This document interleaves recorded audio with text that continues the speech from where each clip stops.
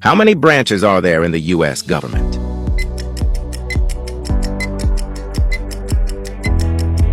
Answer B, 3. What is the term length for a U.S. president?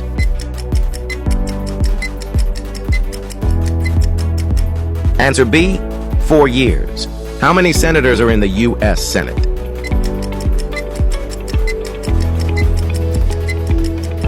Answer A, 100.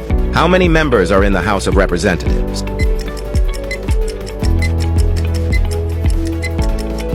Answer C, 435. What is the highest court in the U.S.?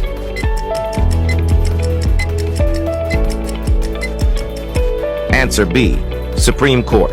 Who signs bills into law?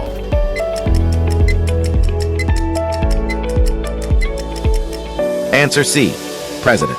Comment, how many did you get correct?